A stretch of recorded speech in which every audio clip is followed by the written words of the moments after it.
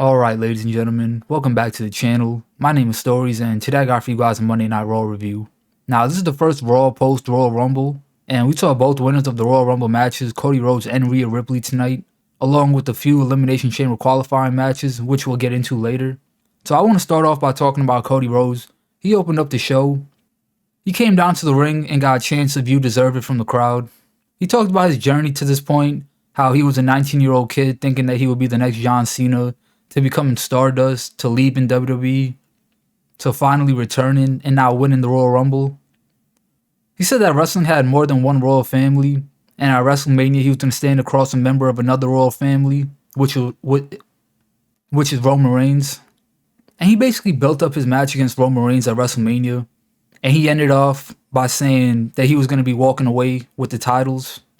So this was a nice little promo to remind everybody who he is, because he has been away for about 7-8 months with injury.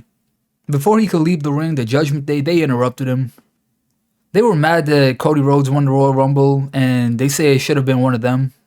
So Cody Rhodes and Dominic Mysterio, they had a little interaction with each other.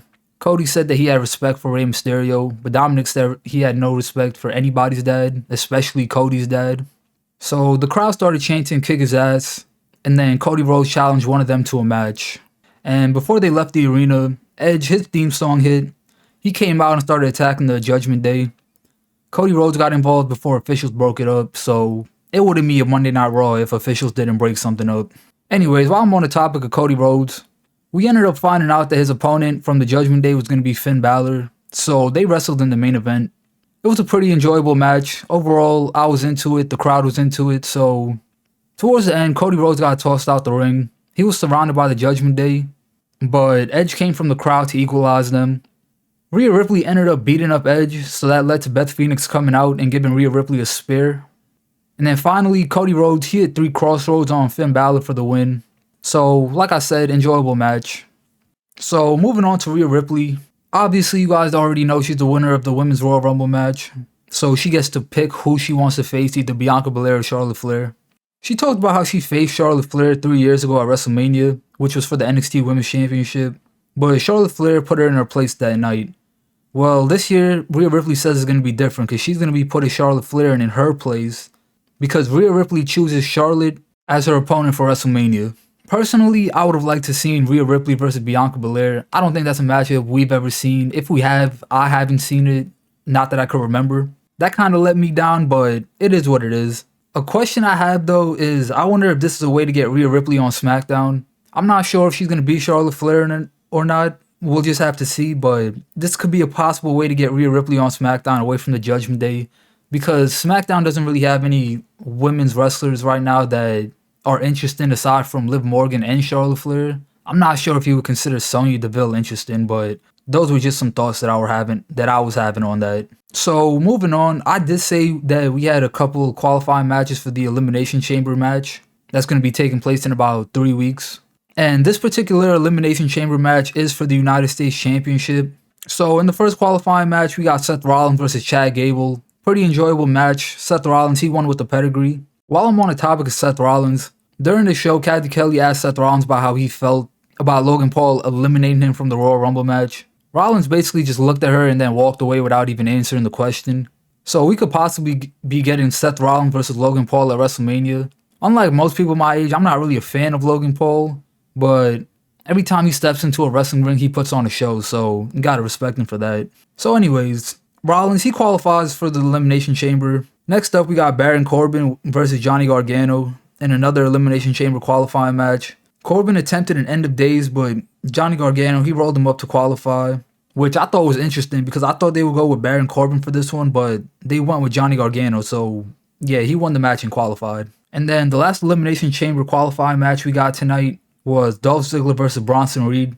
Bronson Reed won with a tsunami. So far the wrestlers in this match are Seth Rollins, Baron Corbin, Bronson Reed, and Austin Theory, because he automatically qualifies since he's the United States Champion. So speaking of Austin Theory, he was on MVP's VIP Lounge tonight. He came down to the ring and the crowd was letting him have it. They were booing him. Chance of "you suck."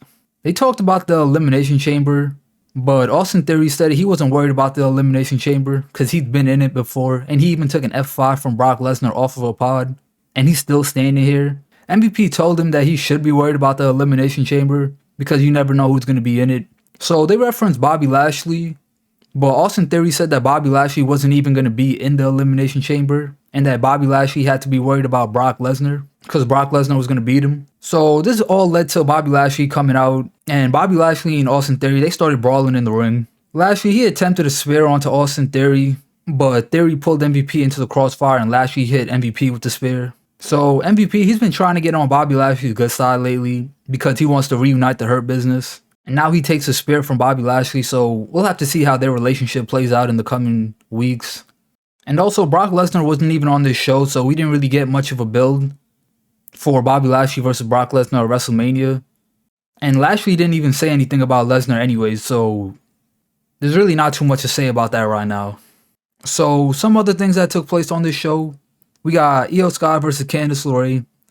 Thanks to a whole bunch of distractions from Damage Control, Io Sky managed to win with a roll-up. There's really not too much to say about that. Also, Bayley had an in-ring promo. So she talked about the beatdown from last week and how she eliminated Becky Lynch from the Royal Rumble. Bayley said that she was done with Becky and she didn't want anything to do with her anymore, but Becky Lynch came out, said that they weren't done. Becky basically blamed Bayley for making excuses for not wanting to face her. Bayley threw shots at Becky Lynch talking about her personal life, mentioning Seth Rollins and things of that nature.